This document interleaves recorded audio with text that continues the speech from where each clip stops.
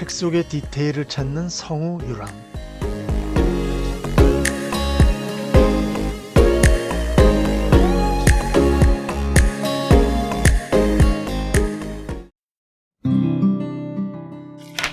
저자 로버트 그린은 권력을 경영하는 48법칙에서 제1법칙으로 윗사람보다 잘나 보이려고 하지 말라고 제시한다. 이 원칙을 위반한 사례로 재무장관이었던 니콜라 푸케를 언급하고 있다. 푸케는 파리에서 부유한 귀족 가문에서 태어났다. 푸케 가문은 당시 총리인 리슐리의 추기경의 영향력으로 번성했고, 푸케 역시 그의 지도 아래 화려한 정치 경력을 쌓았다. 소르본 대학 졸업 후 30대에 파리에서 법원 판사, 총독, 검찰총장을 지냈다.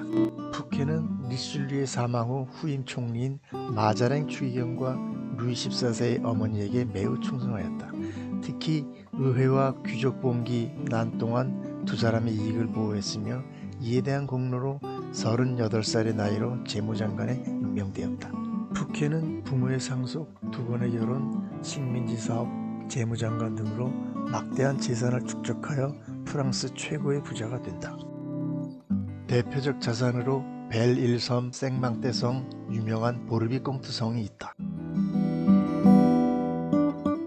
푸케 가문의 고향인 브루타뉴 지방에 안정적인 수입을 가져다주는 토지와 주택을 보유하였고, 재무장관 이후에 라르고 요새를 매입하였다.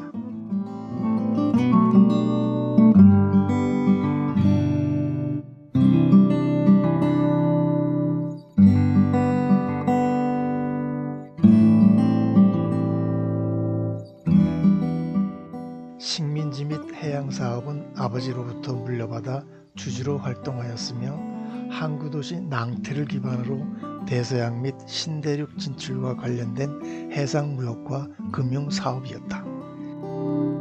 대표적으로 대서양에 인접한 작은 섬 벨일앙메르 섬 자체를 매입하였고, 향후 이 섬을 요새화하였다고 반역죄로 재판을 받았다.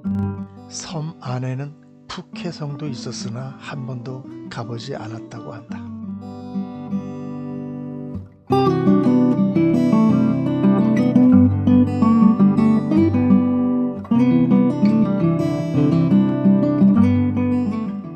푸케는 부유한 지방과 재혼하여 생긴 파리 중심부 개인 대저택에서 거주하였고, 이곳은 재무장관 직책 후 활동 거점 중에 하나였다.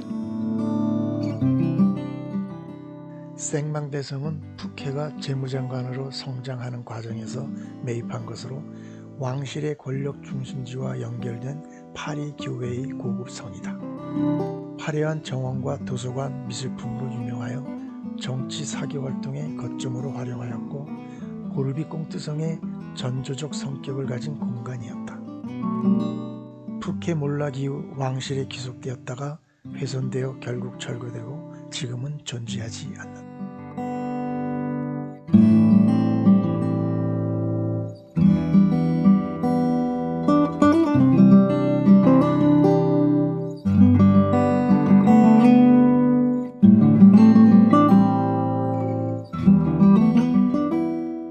보르비꽁트성은 푸케가 파리에서 50km 떨어진 작은 성을 매입하여 20년간 막대한 자금을 들여 건설하였다. 3개 마을을 철거하여 3년에 걸쳐 1661년 완공하였다. 푸케의 권력과 취향을 집약한 걸작이며 완공기념으로 루이 14세를 위한 전설적 파티가 열린 곳이며, 동시에 푸케의 몰락이 시작된 곳이다. 이후 보르비꽁트성을 모델로 베르사유 궁전이 만들어졌다. 보르비꽁트성은 푸케의 몰락 이후 봉쇄되었고 모든 것이 압수되었다. 이후 푸케 부인은 법적 소송을 통하여 재산을 되찾았으나 푸케와 그 아들마저 사망하자 1705년 매각하였다. 이후 경매로 매입한 사업가의 복원 작업을 거쳐 현재 모습으로 공개되고 있다.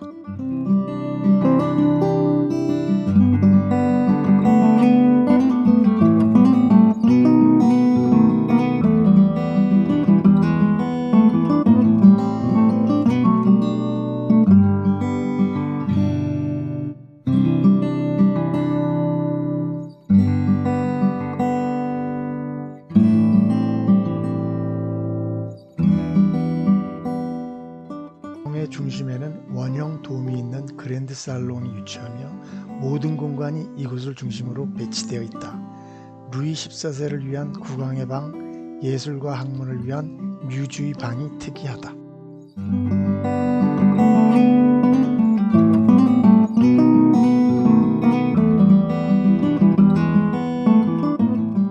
푸케 초상화가 있는 방에는 다람쥐가 나무를 오르는 모습에 가문 문장 및 모토가 있다. 문장의 모토가 오르지 못할 곳이 어디 있겠는가 이다. 루이 14세의 화를 돋구는 모토였다.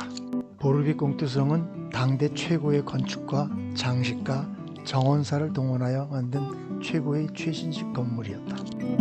이 세 예술가가 보르비 꽁투성을 모델로 베르사유 궁전을 설계하였다.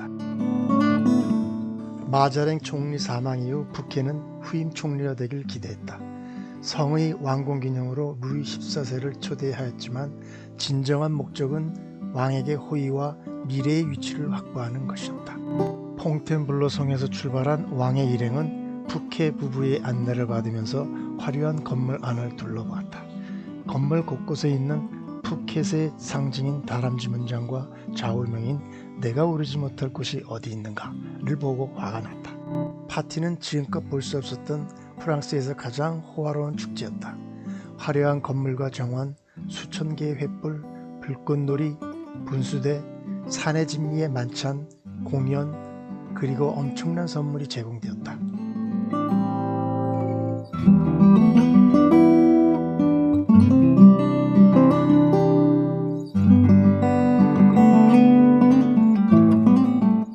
축하 행사는 새벽까지 계속되었고 젊은 22살의 루이 14세는 침묵을 지켰고 분노했다. 왕은 마음의 상처를 입고 새벽에 떠났다. 파티 참석 후 루이 14세는 분노하고 마음의 상처를 입었다. 보르비 꽁투성은 자신의 왕궁보다 웅장했고 화려했다. 푸켓 가문의 무모한 문장에 충격을 받았고 부와 예술적 후원을 바탕으로 푸케가 왕처럼 행동했다. 더욱 자존심을 건드린 것은 젊은 왕의 총애를 받고 있는 애처백에 추파를 던진 것이다. 볼테르가 말한 것처럼 보르비 꽁티의 파티는 최후의 만찬으로 끝났다. 푸케의 몰락은 이미 파티 이전에 결정되었다. 왕과 콜베르는 푸케의 세금 횡령 조사, 재무장관 해임, 검찰총장직 매각을 통하여 제거 계획을 세웠다.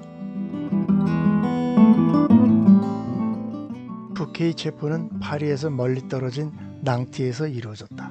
낭티에서 개최하는 부르타뉴 3부회 참여를 빌미로 푸케의 경계심을 낮추고 영향력을 차단하였다. 3부회가 끝나자마자 삼총사에 등장하는 다르타냥의 왕실 총사대에 의해 체포되었다.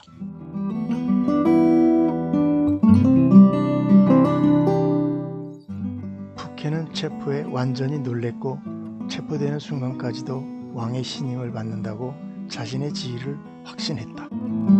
푸케는 철망 마차를 타고 앙제성으로 이송된다.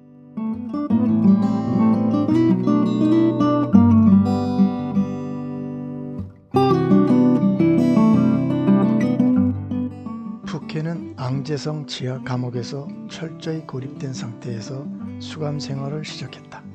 이후 앙부아지성 감옥을 거쳐 4개월 만에 재판을 받기 위해 파리의 뱅센성과 바스티유 감옥으로 이감되었다.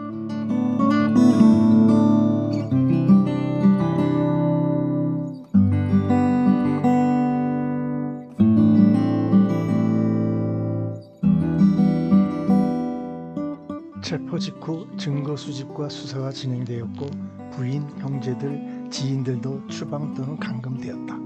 재판권 박탈, 서면 심리 등 불공정한 수사 과정이 진행되었으며 모든 거주지는 봉인되었고 자산은 몰수되었다. 생망대 성 수색 과정에서 공모 관계가 있는 서신들과 반역죄의 증거라 주장된 생망대 방어 계획이라는 문서가 발견되었다.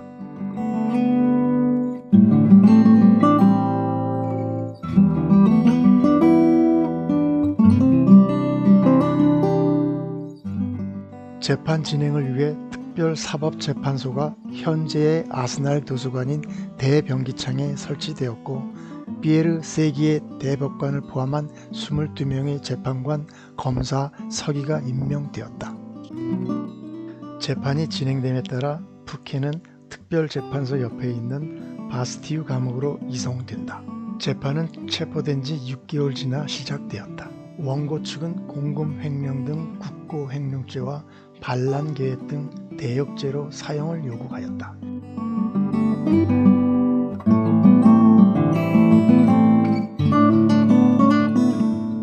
반면 푸케의 변론 및 반박은 모든 지출은 왕의 승인과 회계 절차를 거쳤고 반란 계획이라고 하는 생망대 방어 계획은 어떤 실행의 시작도 없고 단순한 구상이라는 주장이다.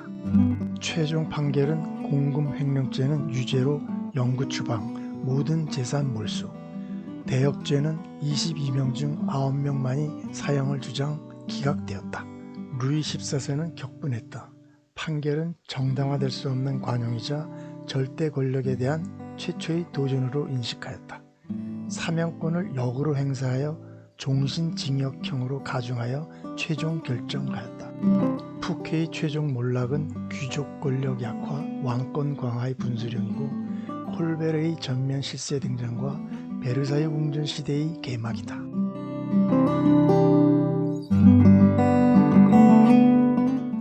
다르타냥은 푸케를 멀고 험한 알프스 산맥의 요새에 있는 피네롤 감옥으로 인도하였다. 현재 이탈리아 북서쪽 피네롤로 지역이다. 피네롤 감옥은 정치범을 수용하는 곳으로 소수의 수감자만 있었다. 이곳에는 듀마 소설에 나오는 철 가면과 결혼 문제로 미움을 산 로젠 공작도 함께 있었다. 푸케는 약 15년 동안 피네롤 감옥에 있다 65세로 여생을 마쳤다.